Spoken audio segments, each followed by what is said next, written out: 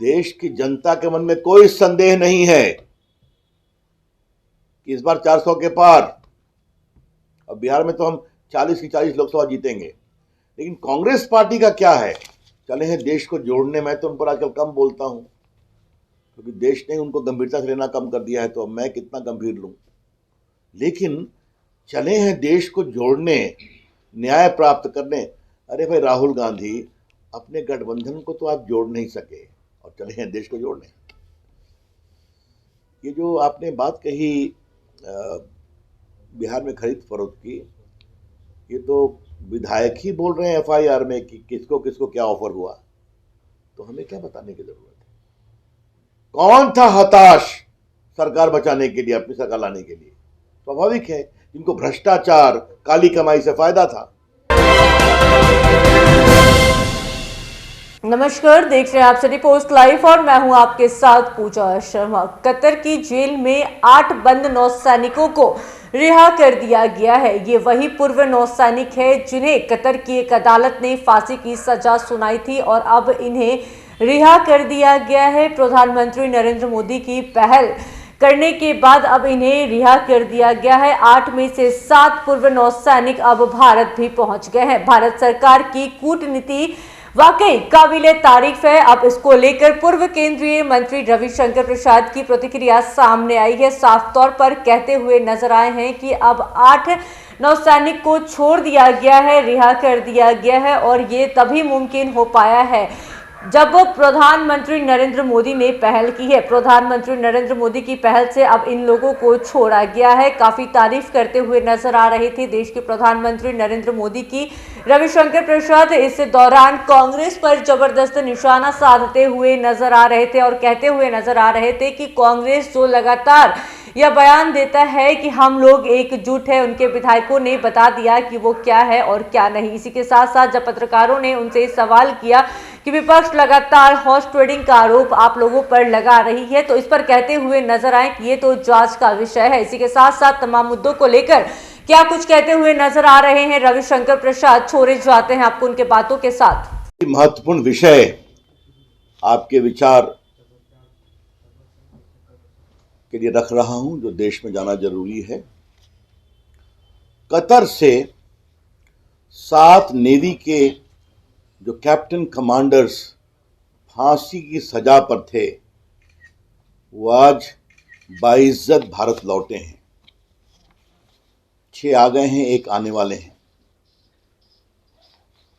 और इन सबों ने उतरते के साथ भारत के प्रधानमंत्री का अभिनंदन किया कि उनके व्यक्तिगत इंटरवेंशन के कारण यह संभव हो सका। आपको मालूम है कि जो कतर के सम्मानीय अमीर हैं, उनसे प्रधानमंत्री जी ने आग्रह भी किया था, बातचीत भी की थी, और फिर अपील फाइल हुई और फिर उसके बाद इनको छोड़ा गया है। ये क्या दर्शाता है? नरेंद्र मोदी की अगुवाई में भारत का जो स्ट्रैटेजिक इंपॉर्टेंस बढ़ा है, ये उसका संकेत देता है।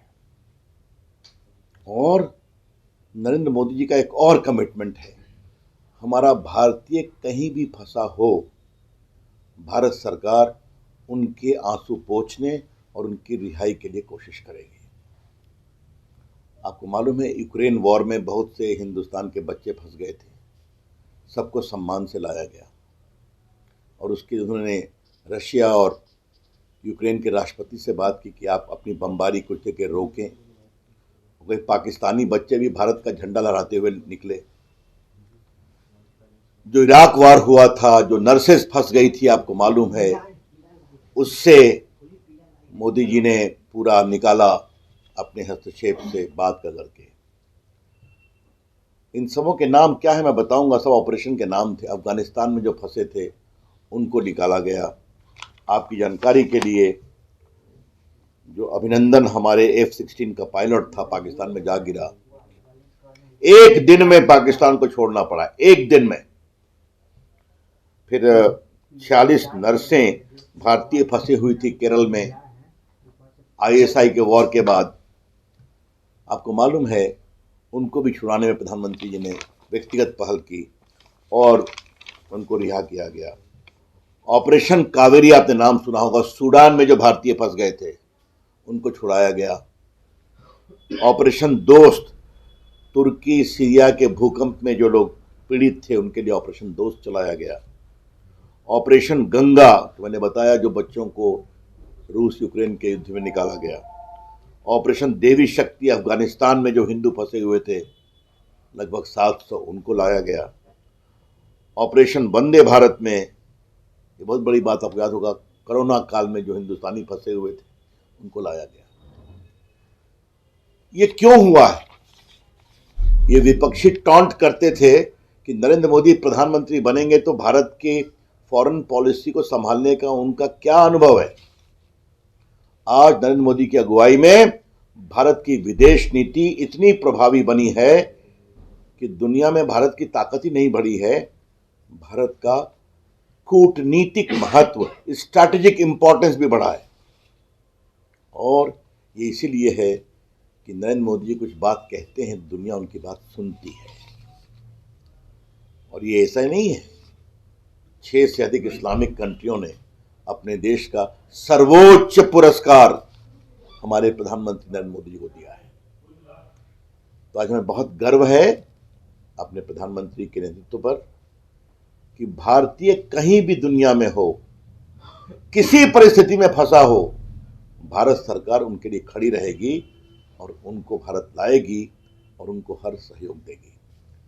तो ये बहुत ही बड़ा मोमेंट है। लेकिन मुझे एक बात की बहुत पीड़ा है। वो कल रात पहुंचे हैं, परसों रात सुबह में, अभी तक विपक्ष कुछ बोला है क्या? क्या विपक्ष भारतीय इज्जत से फांसी के फंदे से मुक्त होकर भारत लौटे? तो किसी पार्टी के नहीं थे। वो नेवी के कमांडर और कैप्टन्स थे जो वहाँ एक कंसल्टेंसी फर्म में काम कर रहे थे, जिनको एक झूठे जासूसी केस में फंसाया गया था। क्या विपक्ष को ये भी नहीं लगता कि इसके लिए 2 सद्भावना के शब्द कहें? अगर मोदी जी से इतनी उनकी नफरत है तो ये भी तो कह सकते थे कि हम उन सारे भारत के जो कमांडर्स, नेवी के कैप्टन्स हैं रिटायर्ड, उनके भारत आने का स्वागत करते हैं। ये क्या मतलब है इसका? विपक्ष हमें कहता है कि हम सोच हमारी छोटी है, नरेंद्र मोदी जी की सरकार की सोच बड़ी है। विपक्ष कितना छोटा है, चाहे वो राम मंदिर का उद्घाटन हो, उसके निमंत्रण को भी तिरस्कार करना। और ये तो क्षमा करें, एक इस्लामिक कंट्री ने छोड़ा था ना, इसमें तो वोट बैंक नहीं है ना। लेकिन मोदी जी की सरकार ने कुछ किया है तो हम कभी उसके लिए साधुवाद कह ही नहीं सकते।